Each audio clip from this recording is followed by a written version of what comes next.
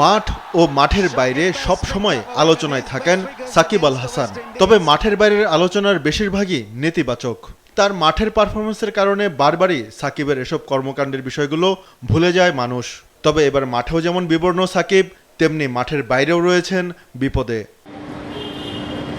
সাকিব যেসব ব্যবসায় জড়িয়েছেন সেসব নিয়ে যেমন অভিযোগ রয়েছে, তেমনি শেয়ার বাজারে যুক্ত হয়েও নিজেকে সঠিক পথে রাখতে পারেননি। শেয়ার বাজারে কারসাজির দায়ে তারকা এই ক্রিকেটারকে 50 লাখ টাকা জরিমানা করেছে Bangladesh securities and exchange commission BSEC। 65% পর্যন্ত বিদ্যুৎ বিল সাশ্রয় করে আপনাকে রাখে প্রশান্তিতে। ওয়ালটন ফ্যান হাওয়া বদলে দেয়। BSECর 92তম কমিশন সভায় সাকিব সহ আরও কয়েকজনকে শেয়ার কারসাজির দায়ে জরিমানা করার সিদ্ধান্ত নেওয়া হয়। সংস্থাটি জানিয়েছে, প্যারামাউন্ট ইন্স্যুরেন্স কোম্পানির শেয়ার কারসাজির কারণে এই জরিমানা করা হয়েছে।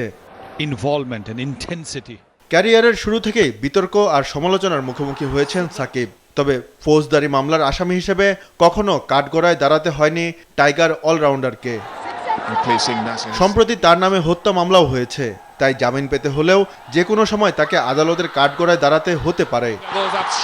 বর্তমানে ভারতে দলের সঙ্গে রয়েছেন টাইগার অলরাউন্ডার।